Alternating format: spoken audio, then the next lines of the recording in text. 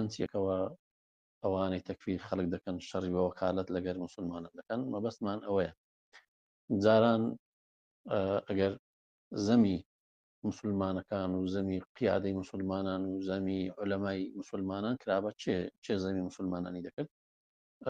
کۆمۆنیستەکان کافرەکان ملحیدەکان ئەوان داهاتن زۆر جار ممکنە جێتان لێ بۆ باسی زەمی سلاحدین دەکرا مەسەلەن زەمی سلاحدین چێ زەمی سلاحدین ئێوی دەکرد کۆمۆنیست و ئەو کەسانی کە ڕچیان لە دین دەبەوە ئێستا ئەوان ئیسلاحەتیان کردی ئەوان ئەو شەڕیان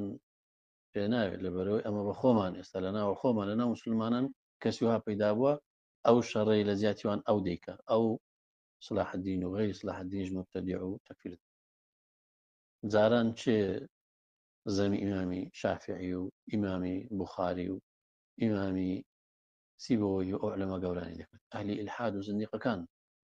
کتێبیان تەلیف دەکرد لەسەر ئەو زانایانەکەەوە ئەوانە خزمەتیان نەکردی و نازم چوو تەشویهی سومعیان بکەن وەبی کەس ئەو قودوە بەرزانە ئەو زانا گەورانەمان ئەو کە لە زانایانەمان لە پێشچاوێخ ئێستاوان ئەو شەڕین بەخۆیان ناکەن خەڵکی دی لە ناوە خۆمان دێ تەکفیری ئەبوو حەنیفەی دەکا و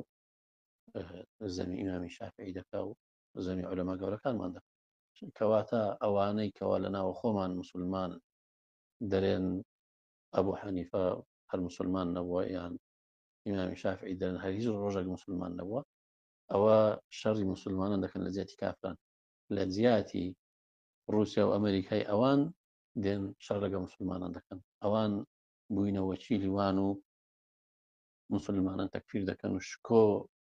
گەورەکانمان دەشتێنن شکۆی ئیسلام و شکۆی زانایەکانمان دەشتێنن لە جیاتی کافران ئەگەر دین و ئیمانیان هەیە پیرۆزیان بی کەوا زانایانمان تەکفیر دەکەن لۆ ئەوەی تاکو لە جیاتی کافران ئەو شەڕەمان لەگەر دەکەن و